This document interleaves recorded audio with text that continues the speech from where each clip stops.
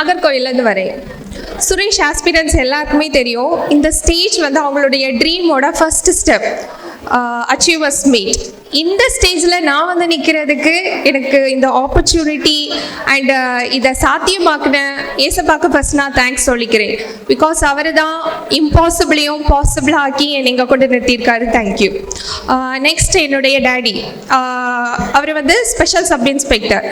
So அவர் government எம்ப்ளாயியாக இருக்கிறதுனால அவருடைய ஒரே ஒரு ஆசை, தன்னுடைய 2 பொம்பளை பிள்ளைங்களையும் ஒரு கவர்மெண்ட் உத்தியோகத்தில் ஏற்றிடணும் அப்படிங்கிறது.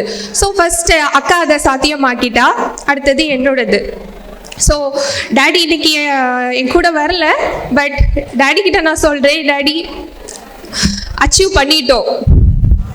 ஸோ அண்ட் என்னுடைய இந்த ஜேர்னி 2023 ஸ்டார்ட் பண்ணேன். ஃபர்ஸ்ட் 1 இயர் ஊரில் தான் ப்ரிப்பேர் பண்ணது. ஸோ ஃபர்ஸ்ட் இயர் எந்த ஒரு ப்ரிலிம்ஸுமே கிளியர் ஆகலை, எல்லாமே ஒரு 0.25 0.5 மிஸ் ஆச்சுது. தென் முன்னாடியே வந்து எனக்கு சுரேஷில் வந்து படிக்கணும் அப்படிங்கிற ஒரு ஆசை உண்டு. பிகாஸ் அவங்களுடைய வீடியோஸ் அதெல்லாம் பார்க்கும்போது ரொம்ப ஒரு ட்ரீமாக இருந்துச்சு சுரேஷ் அப்படிங்கிறது. பட் வந்து ஊருக்குள்ளே இருந்து ஒரு கம்ஃபர்ட் ஜோனை விட்டு வெளியில் வர்றதுக்கான ஒரு தயக்கம் இருந்துச்சு. ஸோ அந்த 2023 எனக்கு அதை பிரேக் பண்ணுச்சு. பிகாஸ் எந்த ப்ரிலிம்ஸுமே கிளியர் ஆகலை. அப்போ நம்ம கம்ஃபர்ட் ஜோனை விட்டு வெளியில் போனாதான் நம்மளோட லைஃப்ல நெக்ஸ்ட் ஸ்டெப்ல போகணும் அப்படிங்கிறது புரிஞ்சுது. ஸோ கம்ஃபர்ட் ஜோனை பிரேக் பண்ணி 2024 மே மந்த்ல இங்கே வந்து ஜாயின் பண்ணி வரிசை எல்லா ப்ரிலிம்ஸுமே கிளியர் ஆச்சுது.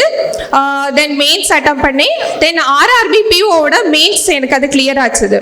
ஸோ அந்த டைம்ல சுரேஷ்ல ராஜா சார் அண்ட் பேனல் மெம்பர்ஸ் கொடுத்த ஒரு பூஸ்ட், ஒரு சப்போர்ட், இன்டர்வியூவெல்லாம் ஒன்றுமே இல்லை அப்படிங்கிற அந்த ஒரு விஷயத்த புரிய வச்சது. அதுக்கு முன்னாடி வரைக்கும் இன்டர்வியூவா நம்மளுக்கு அதெல்லாம் செட் ஆகாது, நம்மளுக்கு ஒரு கிளர்க் போஸ்ட் போதும் அப்படின்னு இருந்தது.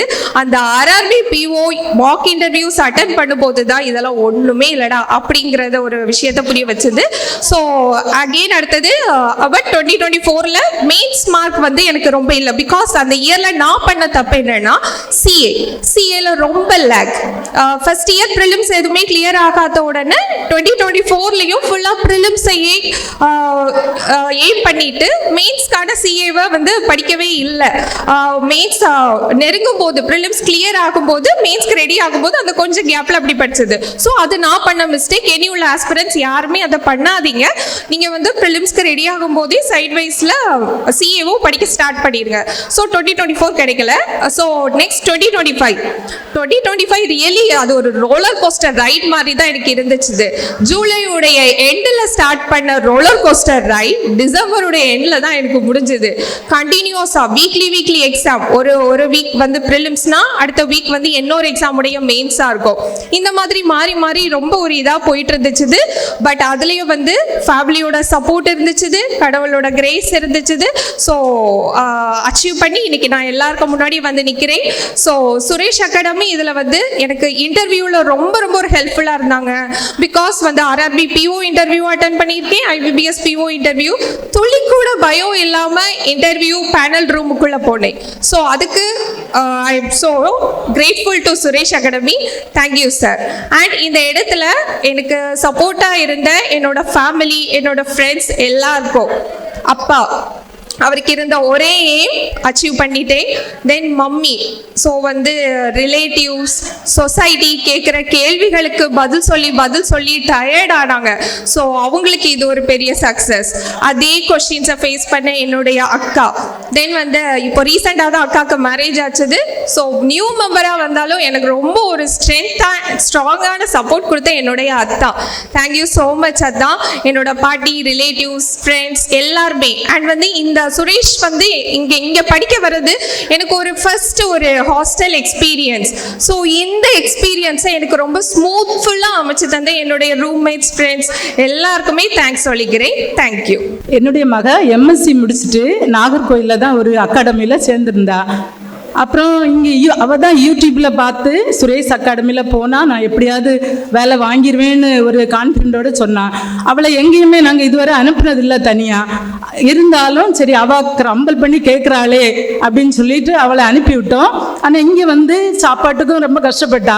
அப்போ என்ன சாப்பிட்டேன்னு கேட்கும்போது அவள் ஏதாவது சொல்லும்போது நமக்கு கஷ்டமாக இருக்கும், நம்ம வீட்டில் அந்த அளவு அவளை வளர்த்தலையே அப்படின்னு. இருந்தாலும் அவள் அந்த இதுலேயும் காலையில் எழும்பி போய் ஒரு கப்பு சுடு தண்ணி கூட இல்லாமல் போய் படித்து எடுத்து எப்படியோ வந்து வாங்கியிருக்கிறா. அவளுக்கு இன்டர்வியூவில் ட்ரைனிங் கோச்சிங் எல்லாம் கொடுத்த அந்த பேனல் அவங்க ஸ்பேஸ் அகாடமி மெம்பர்ஸ் சார்மார் எல்லாருக்கும் ரொம்ப நன்றி சொல்கிறேன். ஏன்னா அவளுக்கு அந்த பயத்தை நீக்கி அவங்க சப்போர்ட்டிவாக இருந்தாங்க. இந்த இடத்துல கிடைக்காம அடுத்த வருஷம் ப்ரிப்பேர் பண்ணிட்டு இருக்க பிள்ளைங்களுக்கும் நான் சொல்கிறேன், நல்ல முயற்சி பண்ணுங்க, கட்டாயம் நல்ல இடத்துல வந்து சேர்ந்துருக்கீங்க, கட்டாயம் உங்களுக்கு வெற்றி கிடைக்கும். சுரேஷ் அகாடமி நன்றி சொல்லி நான் ஒரு சுரேஷ் IAS அகாடமி வெற்றியின் முகவரி.